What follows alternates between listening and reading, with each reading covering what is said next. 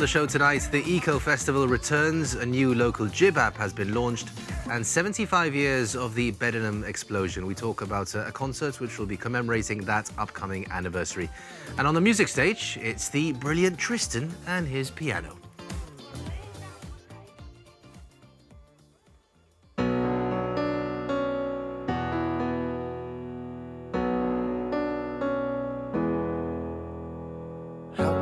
Just let you walk away, just let you leave without a trace. 'Cause I stand here taking every breath with you. Ooh, you're the only one who really knew me at all. How can you just walk away from me when all I can do is watch you leave? 'Cause we shared the laughter and the pain, even shared the tears. You're the only one who really knew me at all. So take a look at me now, 'cause there's just an empty space. There's nothing left here to remind me, just a memory of your face. Take a look at me now. There's just an empty space, and you coming back to me is against all odds. It's the chance I've gotta take.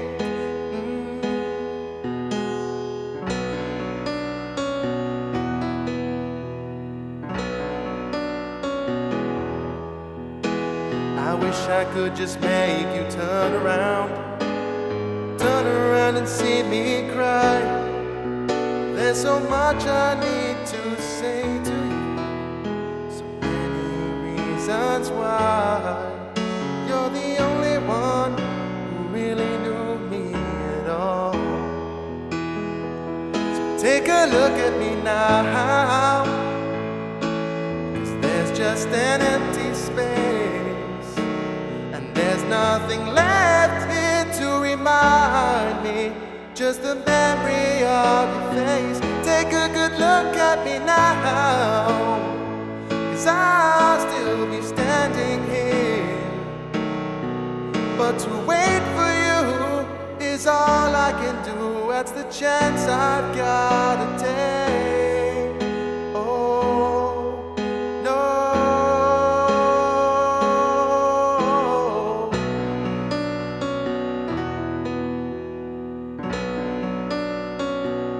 Take a look at me now.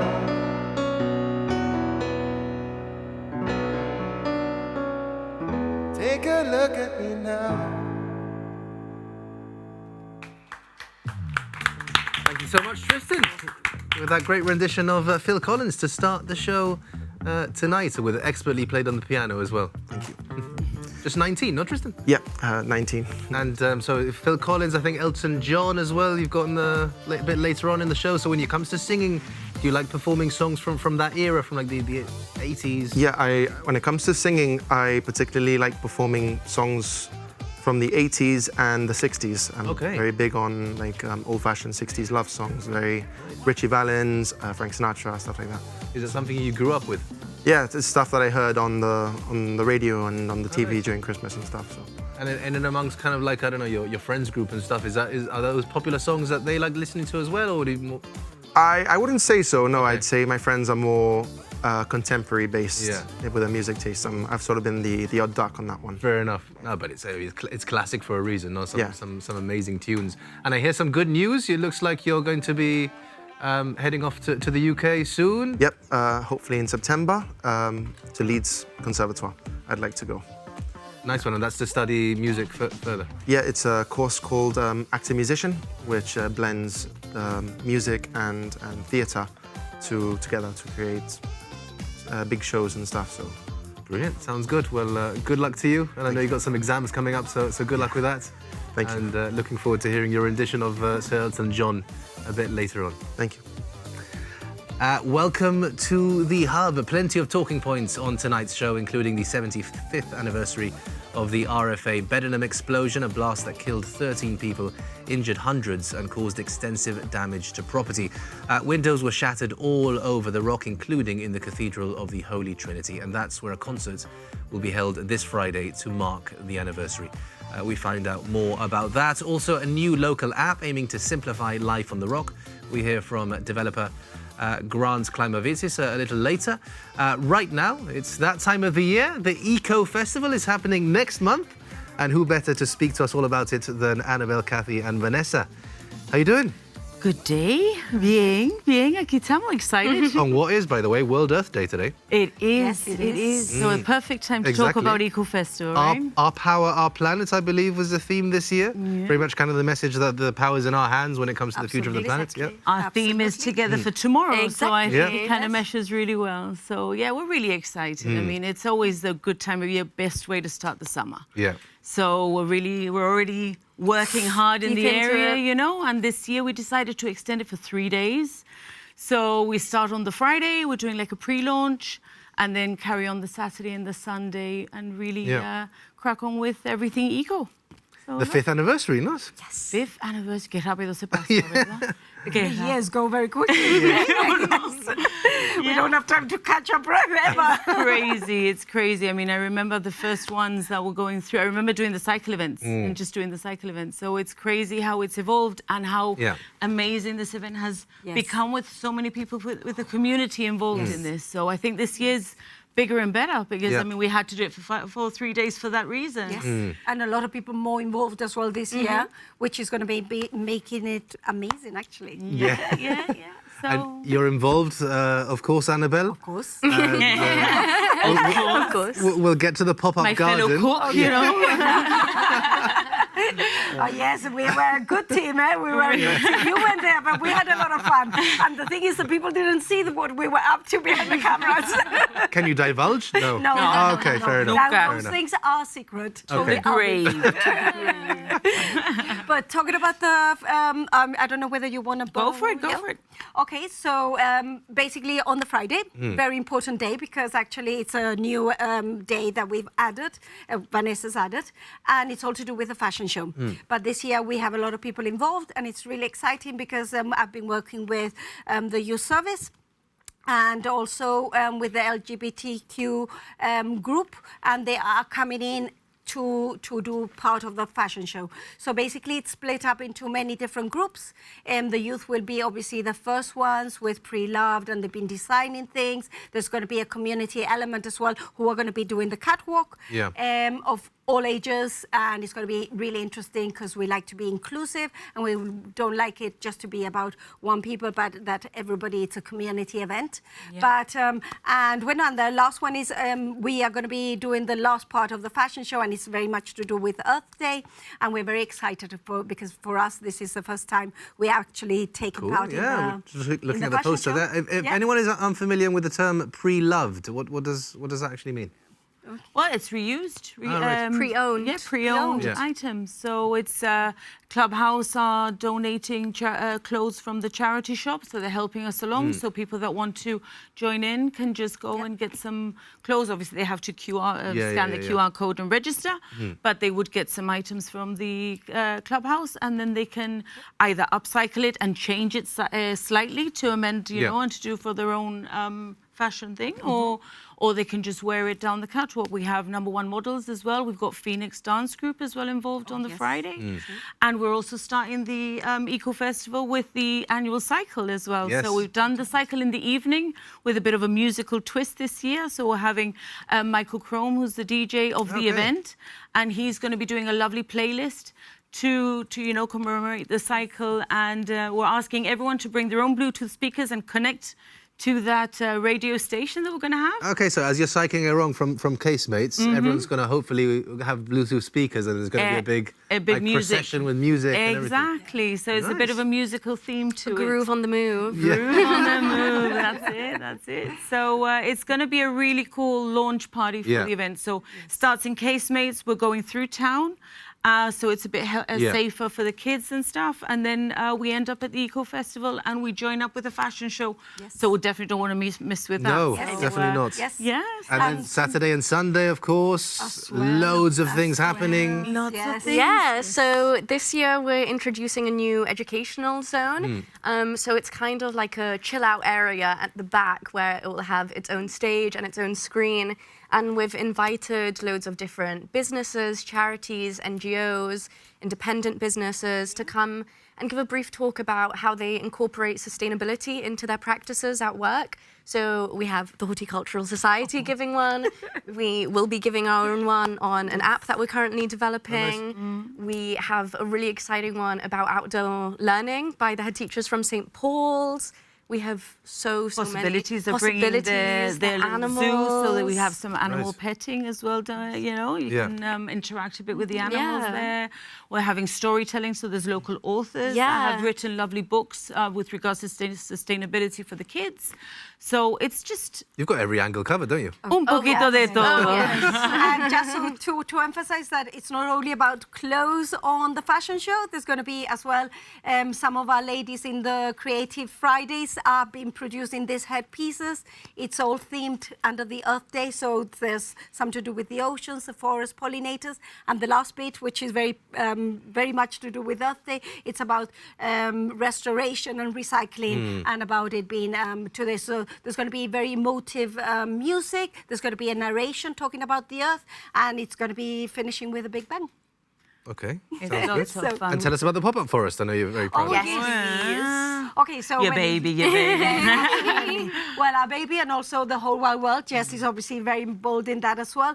So this year, obviously, like always, it's going to be a walk-through, and it's going to be dark so that you get out of the sun and you're walking through, and then you're coming out at the other end. But it's going to make it look really beautiful. Yes. So hopefully people will get that immersive feeling as they're going in with all the plants and everything. I am hoping. Yeah, hoping. I'm sure they will. And Kathy, from an educational perspective, how important is it to have an eco-festival here in Gibraltar every year? I mean, I think the main importance is the fact that we've been working so hard as a community to kind of take these necessary steps that sometimes it's easy to forget to celebrate how far we've come. So I think everyone getting together in a festival just to show the hard work we've all been working towards and to be able to celebrate it and say, look how far we've come, look how much more we can do is so important. So having a zone where we're kind of opening it up to story times for kids really invites families to come in and do some really brief learning. It's like 10 to 15-minute talks, so it's just quick bursts of information that we're all proud of, and I think it will be a really uplifting corner. Yeah. And you can take care of the environment and you can have fun at the same time. Exactly. Why not? Yes. It's a win-win, it sounds like. It's a win-win situation. Definitely. So this is why we look forward to this time so much, you know, because it's the community getting together and celebrating what we've done and learning, educating ourselves with each other, having conversations about it, having it openly, without any judgments, without any, just openly, and just let's have some fun. Yeah. So, yeah. Have you noticed since 5 years ago, have you noticed, I don't know, little things here and there, Gibraltar becoming more eco-conscious generally? Absolutely. Yes. 100%. 100%. Even with the EcoFest, you see so many different organizations now that are coming towards us and saying, I want to be part of it because I want to showcase this. I want to be part of it because and that's how it's grown, because there's so many people just involved in it. So it's really beautiful to see. You can see in the next generations, no? They're so much more eco-conscious than maybe going back even just a couple of decades. I mean, we see the young enterprise teams who come on the show. They'll be part of the event as well. They're going to be showcasing a lot of things in the event. Yeah, so many of the young enterprise teams are all about sustainability and environmentally conscious and all that. We have to look after the Earth. This is where we all live. I mean, it's so good going into space, but actually we have to protect this world. Very true. No, it is very true. Protect this world, and we all have to share this world to the best we can, and we have to look forward to the future and making it as good as possible. Definitely. Maybe this is a tough question to answer because there's probably so many things, but I was going to ask you, like, what's an everyday thing that any of us can do to Recycle. Recycle. to be more sustainable? Is that the most important thing for you, yeah? Yeah, I think think recycle. so. Maybe, I mean, I think that we need to look at our spending as well. That capitalism is like, Yeah. you know, Consumption just Yeah. drives, you know, The need. You don't have a need there's for no so many need for that. things. You have to really rethink. yes. And yeah, being I a bit mean, more conscious about what you yeah. do. And I think that recycling does bring that Yes. because you'll see how much waste you have at home. Yeah. Yes. And you'll soon realize, Yes. oh, what I'm buying I don't really need because I'm throwing Yeah. away a lot of things. Yes. Yeah. So if you recycle, I think that is the first step to becoming more eco-conscious. Yeah. Yeah, and the next step, I would say that Vanessa will agree with me, is transport, obviously. We have to think every time we get the car, we are polluting the atmosphere. And we all have to be conscious about that. So maybe car sharing or transport, local transport. And walking, actually, why go to a gym when you can actually do a lot of walking and get fit and do exercise? You know, that it's small things that can make a difference in your life and your health as well. Yeah. So... For sure. At the end of the day, that's what really counts, no? And you're quite right. It's not just helping the environment, it's also helping yourself, no? Yes, Long term. absolutely. Absolutely. So it's really exciting, honestly, to show. This is why we do World Bicycle Day events, and it's because it's fun as well. You know, it's fun. You can use your bicycle. You can go to work every day, and maybe not every day, because some days you have to go shopping, or some days you got to do something else of that you course. can't. You have to pick up kids or parents or something like that. But some days you can go for a walk, or sometimes you can go for a cycle. So why not pick it up? It's fun. No one goes on a bicycle enfadado. Nadie.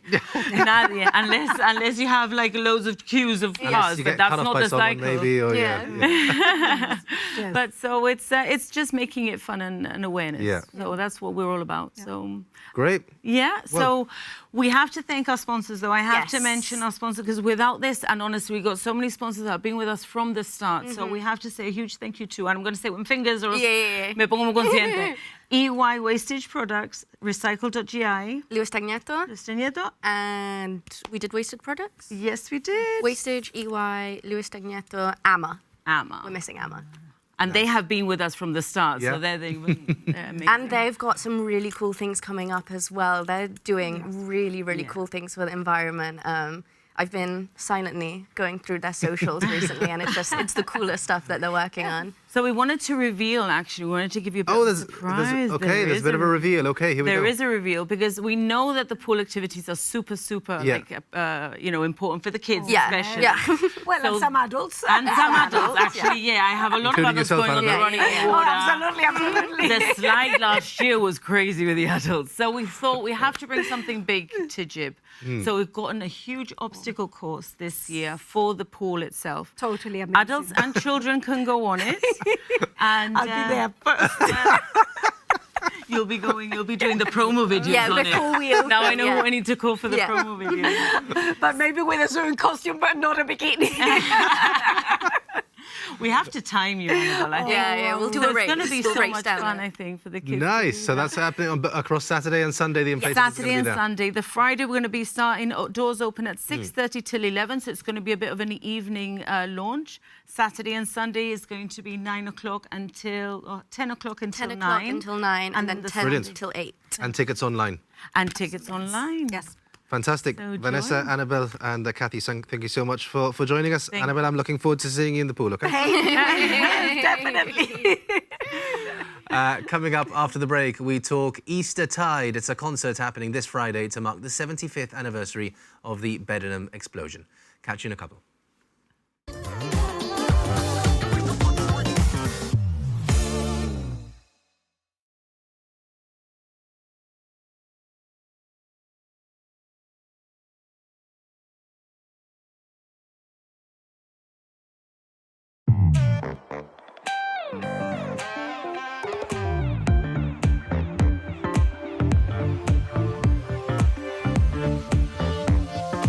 Come on, woo! One.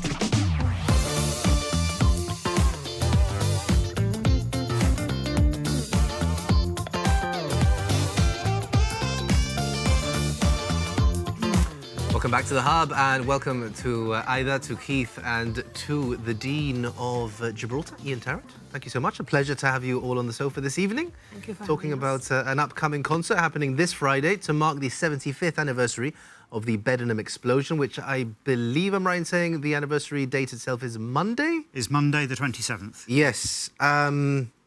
I mean, tell us a little bit more to anyone who's perhaps unfamiliar with the story behind the Bedenham Explosion, the 27th of April, 1951. Okay, so on that day, the naval armaments vessel, the Bedenham, was unloading ammunition in the dock, roughly where Casa Pepe is now, and unloading onto a smaller boat, a lighter. A fire broke out on the smaller boat, and that spread to the Bedenham, and there was a big explosion. And this explosion, I mean, it killed 13 people, really sadly. It injured hundreds. It created extensive damage to the Cathedral of the Holy Trinity, one of the iconic landmarks and iconic buildings that was severely damaged. I believe every single glass was shattered, no, essentially? So all our windows were shattered in the cathedral. There was damage to the other cathedral, damage to the convent, damage to all the buildings nearby. Yeah.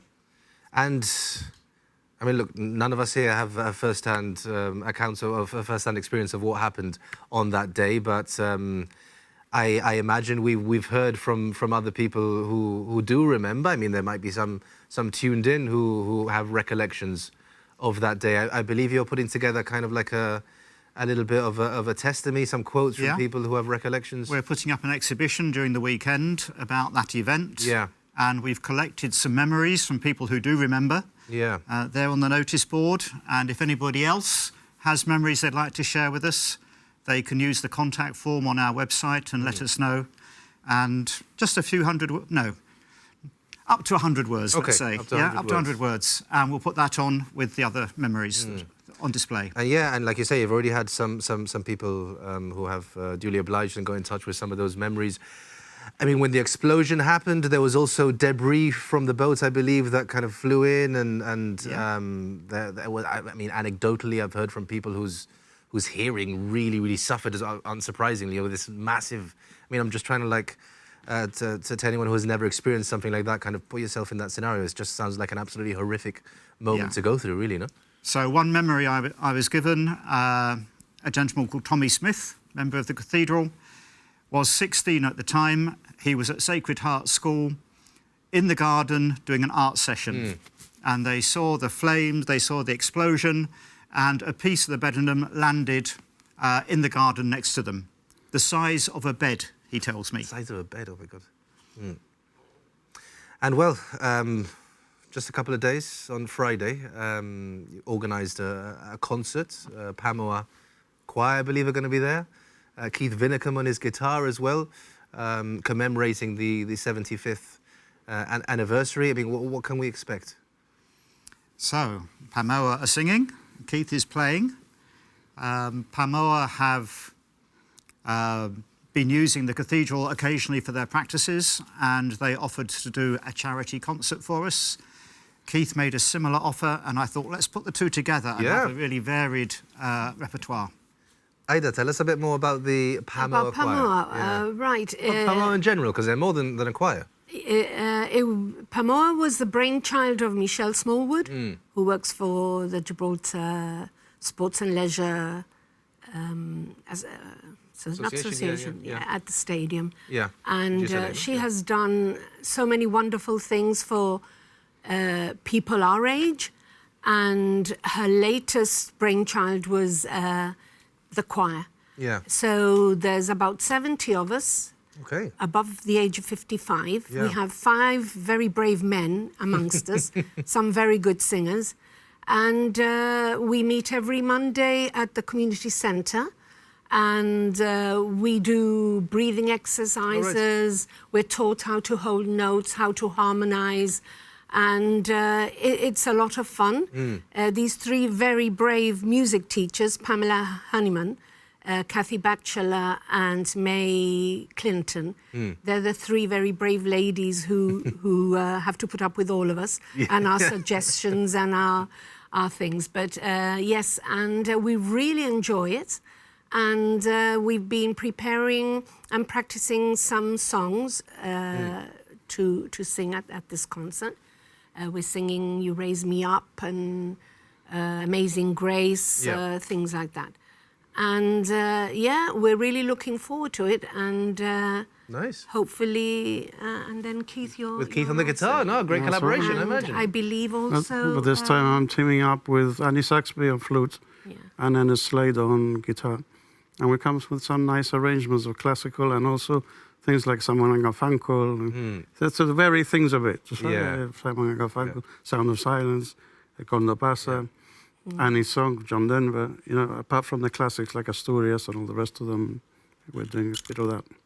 I think we've actually got a little clip from a recent rehearsal from the Pamoa Choir. Shall we give that a look, Ada?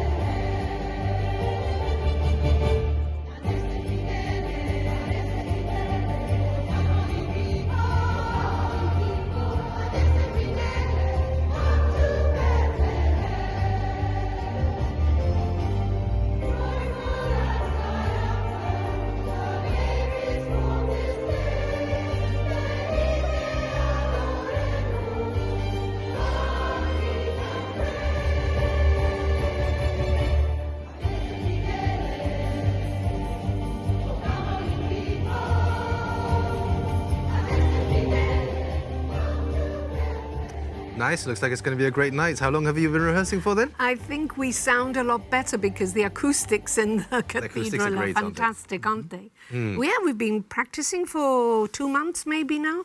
And of course, we try to make it interesting. We've got some soloists. And we try and harmonise. That can be difficult for some singers. But this is what we're there for, to learn, you know? And so, yeah, we're looking forward to it, Hopefully, a lot of people will come and, and support it, because it's for a very good cause. Yes. So we are raising money to build an accessible toilet at the cathedral. We have members who come in wheelchairs, with walkers, with sticks, and our toilets at the moment are up some steps and along a narrow corridor. So we want to build an accessible toilet to modern standards. That's a nice for idea. everybody who uses the cathedral. Of course. As you can see there, £8 a ticket, 7:30 this coming Friday at the Holy Trinity Cathedral, which must be great for you as well to play, Keith. Yeah, I enjoy playing there. We've played a number of times with the GBC Open there, with the concert there. Recently, it's a lovely venue, lovely acoustics, and I'd like to thank Ian for all his hard work in helping to organise every time I do a concert. No? Because it's not easy to organise a concert, but with your help, it's that much easier. Thank you. Yeah, and you're going to have someone on the flute, you were saying, no? That's right, Annie Saxby on flute and Ernest on guitar. Yeah, it's going to be a good one. Yeah. How did the idea for this kind of come? Obviously, the 75th anniversary of the Bedenham Explosion is kind of the commemorative moment of this concert. But when did you think, like, we need to mark this occasion with a concert? I think it goes back to when people were. People told us there were some fragments of the old windows. Yeah. And we said, let's see what we can do with the fragments of the old windows. And we are making some decorative panels incorporating those fragments. And 3 of those will be ready by Sunday. Oh, great. And in our Sunday morning service, we're going to dedicate them. It seemed good to make that date the anniversary of the Bedenham Explosion. And how can we build up the weekend? Yeah. And when we were offered a concert, we said, right, we'll have that as the launch point for the weekend. And then the Sunday morning service will be like the end point of the weekend. And there'll be displays up the whole time. And these are some of the examples, no? Yes. So yeah, on that fateful day in 1951, when all the windows in the Cathedral of the Holy Trinity were shattered, some of them were saved, and you've used some of that broken glass on these. Yeah, I don't know how well the camera can see these, but yeah, if you go, they can do a bit of a close-up. There we go. One window is 100% using old glass fragments, and it shows an angel at the top, and at the bottom there's an image of John Mackintosh's elder sister, Florence Emily Cordew, whose husband was a royal engineer and master of the mint in Calcutta. Because John McIntosh was, I mean, he used to frequent the Cathedral of the Holy Trinity. Indeed, and this lady was baptised in the cathedral. We found her baptism record. Another window shows a ship. This incorporates about 25% old glass and some new glass. The ship has all kinds of resonances with the life of the cathedral, Bible stories and the link with the Navy in the past. And the third window, which is not yet ready but should be ready by the weekend, shows an anchor. Again, a nautical reference with a white ensign in one corner and a flying angel in the other, the flying angel being the symbol of the mission to seafarers. It looks great. It looks great. I'm looking forward to having those like officially on display at the Cathedral of the Holy Trinity. And Aida, tell us a bit more about Pamoa and a little bit about, I mean... I've just thought of something else that we do. Okay. We sing... we've sung twice, I think, at Mount Alvernia. Yeah. And we've gone up to sing Christmas carols. And that we really enjoy doing. Yeah. And we've also gone down to Waterport, where there's the day centre, and we've sang Christmas carols there too. Nice. And we've had the residents joining in with us, which is also... And we sing Spanish carols and English carols, because that generation of course. are more familiar with Lo Patore and all that. So that, I think, is what we enjoy doing most, going round... singing course, to whoever. Does it get nerve-wracking? Does it get nerve-wracking? Does it get nerve-wracking? It will be this Friday, yes. Yeah? Why? Yes, it'll be, yeah. We're a little bit nervous about it, yes, because you know, when you perform with other musicians and that, you feel you have to come up to some sort of standard. So hopefully it'll be all right on the night. Yeah, and I believe you enjoy kind of watching concerts and attending concerts. Yes. How will it be this Friday when you're the one that people will be attending to see, I guess? Yeah, I think we're just ready for it, and I think most of us enjoy it. In fact, if not everybody. I think maybe the teachers are the ones that might feel a bit more nervous about the whole thing. But they've worked so hard. Yeah. And 3 fantastic music teachers that used to teach in schools. They taught music in schools a few years ago, now retired. So they know the stuff. They're very patient with us. And I feel our singing is improving because of these breathing exercises we do. Yeah. And it's a lot of fun. See, sounds like it's going to be a good one, definitely. How can people go about getting tickets again? Buytickets.gi. Yeah. Great. And Keith, I believe you're going to be... We've just got a little clip we're going to show now, but I think you're going to be That's right. I'm gonna play performing for us very shortly. Maybe a rendition from what people can it's expect. one of my own compositions, and I hope you enjoy it. Looking forward to that. Thank you so much to Keith, to Aida, and to the Dean of Gibraltar, Ian Tarrant, for joining us on the show tonight. Thank you for having us. Time for Street Talk now, finding out what the future generation are thinking career-wise. Recently, career pathways have been a very prominent topic in schools. We had a future pathways discussion with panelists, and we're going to see if that's affected any of the students.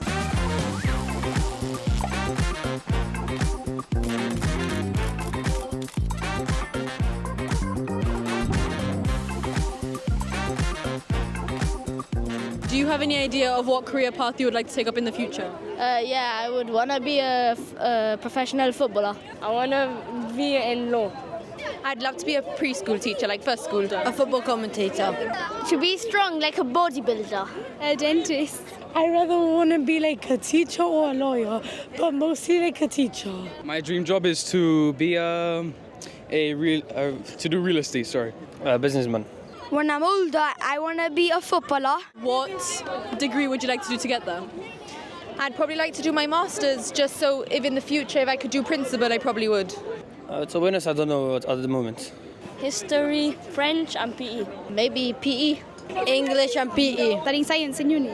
My dad does it, so I want to take after him, so he'll mostly teach me the ways on how to, do real estate and stuff. So there you have it. It seems that most people have stuck to their traditional perceptions of what a dream job should look like.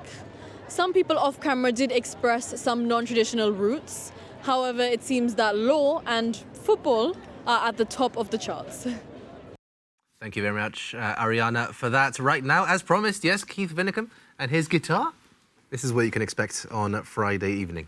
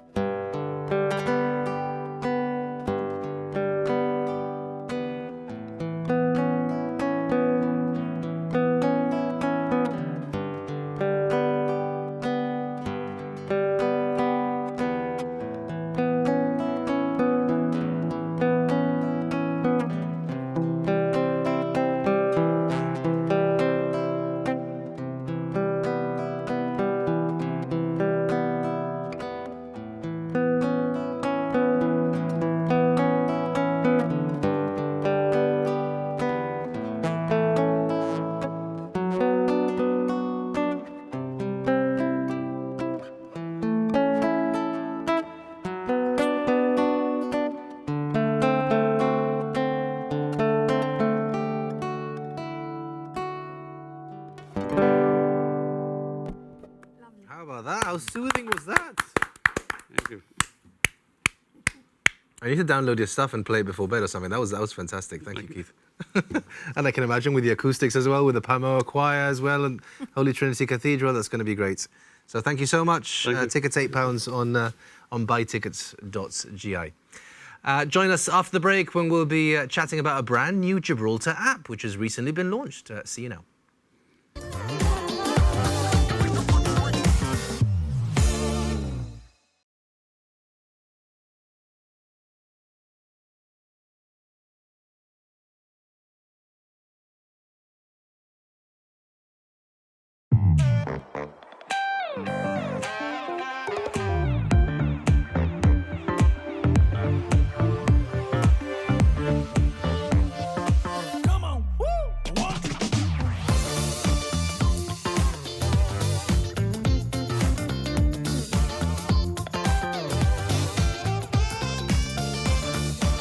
Welcome back to the Hub, and welcome to Grant now. Hello. Thank you so much for joining us on the show this evening. My pleasure. Tell us about this app for all things Gibraltar. All things Gibraltar. Well, this started when I arrived here 2 years ago as an expat, and I thought, sun, low taxes, great life. And then I tried to get a bus somewhere, and I tried to use the bus tracker, and it was impossible because you don't know any of the places. And of course, for a local, you know where everything is, but as an expat, you have no idea. And I said, I think I'm going to fix that at some point. But I had a lot on my plate because I do a lot of freelance work locally for businesses. And it always kind of it went on the back burner until one day I decided, right, I'm going to do it. And the day I decided to do that was when I discovered that AI could do a lot of what I could do, and much better, to be honest. And I just had to manage it. Don't sell yourself short. Come on, Grant. No, no, really, it can. No, it's pretty incredible, isn't it, for some of these things? So tell us more about. So you discovered that AI can basically help you out with this. Yes. And then how long was that journey from discovering that, from that moment in time until now, essentially? That took roughly 3 months, but I would say it should have taken about 8 weeks. But there was a lot of messing around in the middle and getting to grips with how AI is, because every different AI has a different personality, and you have to use it in the way it's kind of designed. Yeah. So we've just had a little bit of a look there on screen.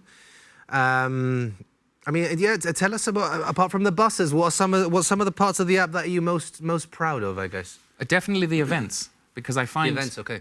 It's, again, it's another unique Gibraltar thing where if you live here and you have lived here for a long time, you just know what's going on, kind of thing. And so the events are kind of on different websites all over the place. So I thought it would be great to have them all in one place. Yeah, so okay. I threw it up there. I didn't think much of it. I didn't think many people would use it, to be honest.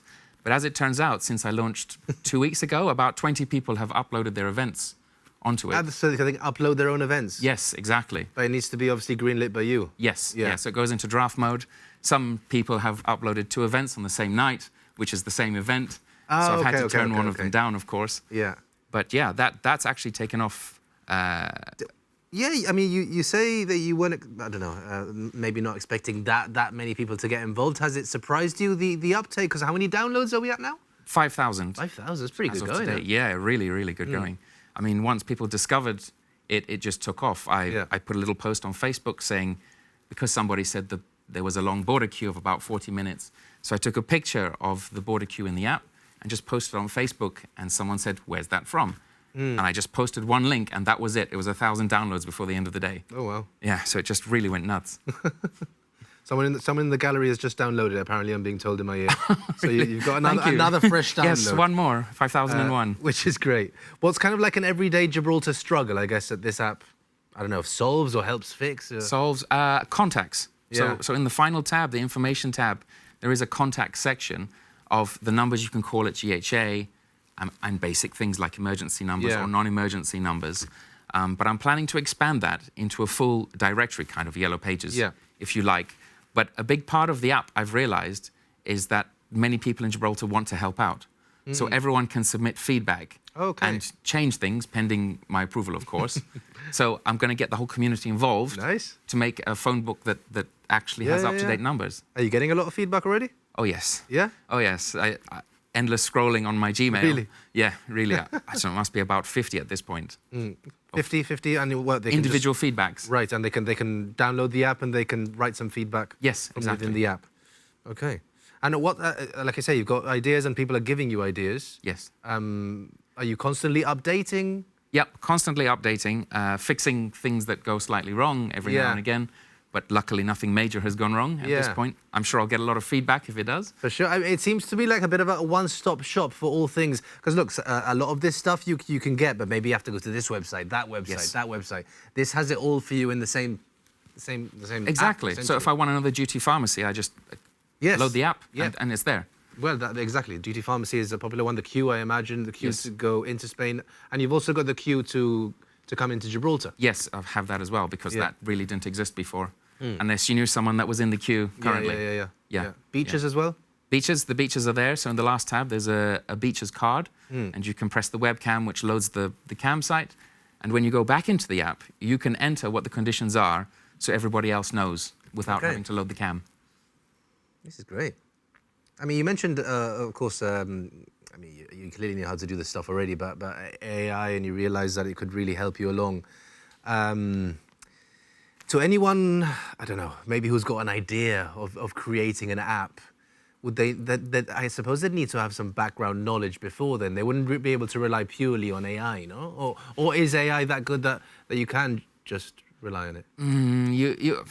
If you're lucky, you can rely on it. It's very, very good, but it's very literal. So if you tell it, make me this feature, you will get that feature, but you don't know the plumbing that's gone into that. Right. And later on down the road, that's going to cause a major headache for you. And you'll be using AI to tell you what's wrong with it and then to fix that problem. And again, it's going to do the same thing, be very literal. It will fix your problem, but make another problem over here. Oh, right, okay. And so you'll go around in circles. So if people want to code with AI, it's actually better to just learn some coding first. Yeah. You know, spend 6 months to a year just understanding the basics. Okay, so it takes you, reckon, about 6 months to a year, and then you'd be able to use AI with already that basis of knowledge from coding to maybe launch an app. Yes, learn the principles of coding. Right, okay. And then you can correct the AI as it goes. Yeah. As long as you read it carefully. Yeah, But then we're all human, like me included. And so sometimes you say, yes, just do it. Yeah. You don't look, and then you have trouble. Have you done more apps in the past? Yes, the very first app I did was about 15 years ago. It was a hip-hop app in the UK. That was the UK's #1 hip-hop streaming app. All right. And so I learned a lot doing that. To be honest, it was an awful app. And that was my fault.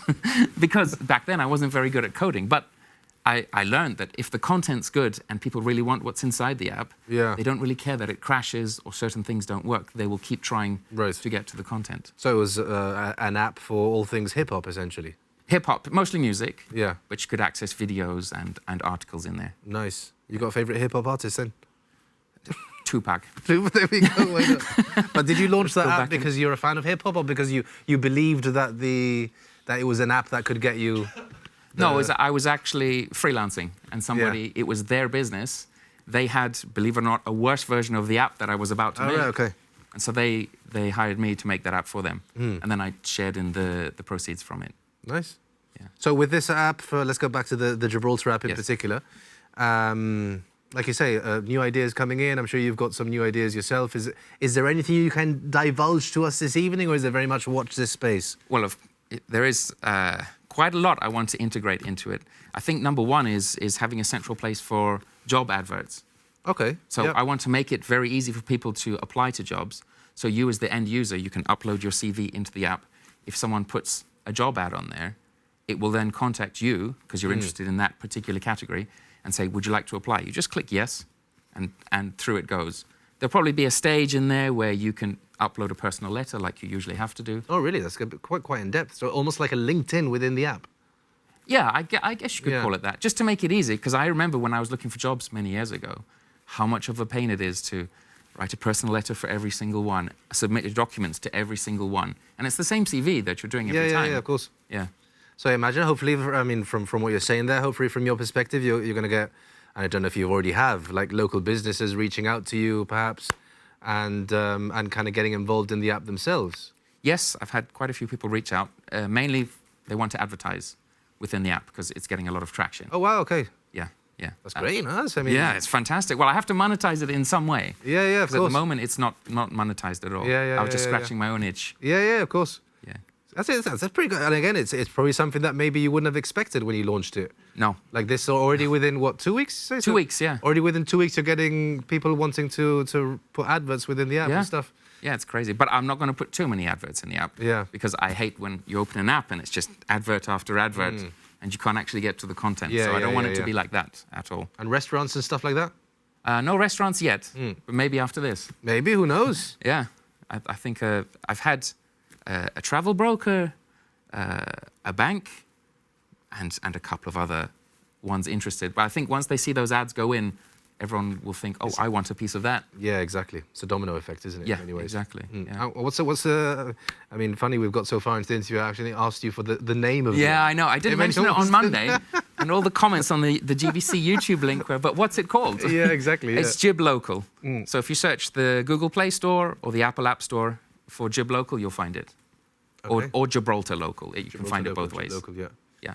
Well, it's a great idea. Now, like you say, you've been on Gibraltar today, early this week, you're on the Hub tonight. You're going to be a bit of a local personality. I think you're going to be walking down Main Street and go, that's the guy from maybe GIB Local. tomorrow. And then apart from the people who are writing in feedback on the app, you're going to be people stopping you in Main Street telling you this is what you should do. In-person feedback, yeah. Exactly. Yeah, I'm going to get that. I know I am for sure. I'm going to have to go to La Linea to work in a cafe where nobody knows me. And then you'll probably launch a La Linea app. No, we won't. No, we can just extend it. You know, when the border comes down, bring everybody's events into one place. Nice one, Grant. It's been lovely to have you on the show. Thank you very much. This evening, and the GIB local app available on the App Store, essentially. Yes. Yeah. Yes, indeed. Nice one. Best of luck, and looking forward to seeing whatever comes out next within the app. Thanks. Right now, well, he loves a good film recommendation, doesn't he? And who are we to stop him? What's new this week, Michael?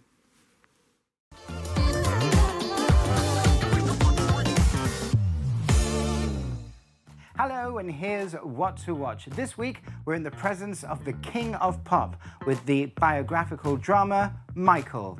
This film is an in-depth portrayal of Michael Jackson, a complicated man who became the King of Pop. The biopic brings to life Jackson's most iconic performances, as well as giving insight into the entertainer's artistic process and personal life. Starring Jackson's nephew, Jafar Jackson, as Michael, it's out as from today. Here's the trailer. Just have all these songs in my head. Just gotta get them out.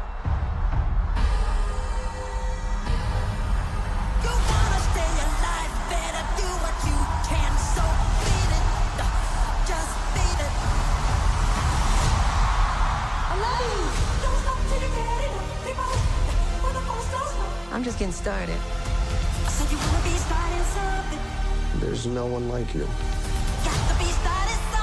This is what I was put on earth to do. I knew you were different the moment you were born. You let your light shine into the world.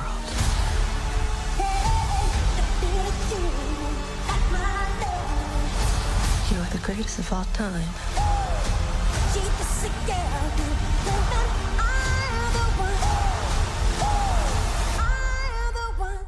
Also still showing at the leisure cinemas this week is the horror movie Lee Cronin's The Mummy, one not to be missed. That's all for this week, but don't forget to check out our Saturday night movie at 9 p.m. right here on GBC, which this week is the comedy drama Wilson, starring Woody Harrelson. Until next time, this has been What to Watch.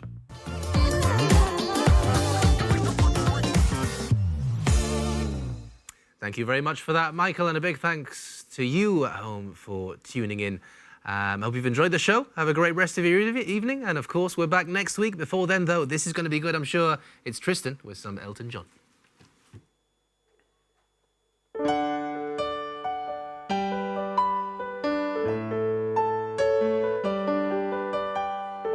It's a little bit funny, this feeling inside.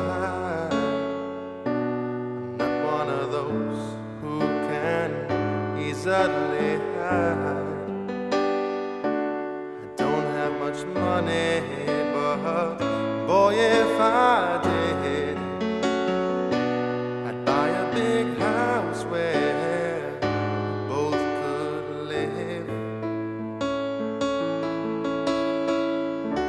If I was a sculptor, but then again, no, or a man who makes potions in a traveling show.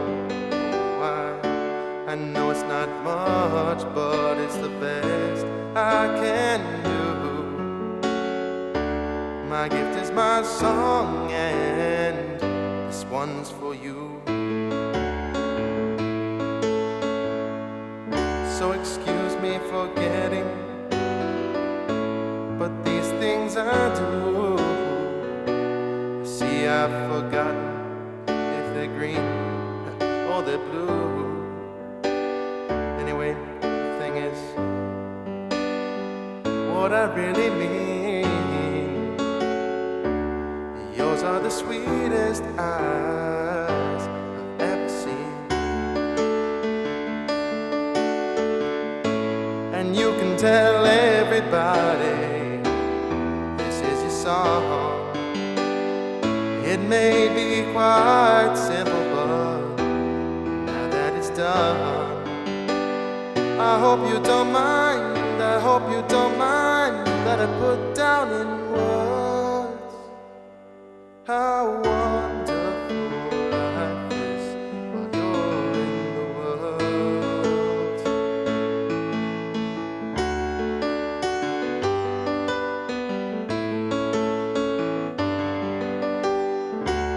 Sat on the roof off the moss. Well, a few other verses, well, they've got me quite cross. But the sun's been quite kind while I wrote this song. It's for people like you that keep it turned on. So excuse me for getting, but these things I do. You see, I've forgotten if they're green or they're blue. Anyway, the thing is, what I really mean, yours are the sweetest eyes I've ever seen. And you can tell everybody this is your song. It may be quite simple, but now that it's done, I hope you don't mind, I hope you don't mind that I put down in words how wonderful life is when you're in the world. I hope you don't mind, I hope you don't mind that I put down in words how wonderful life is when you're in the world.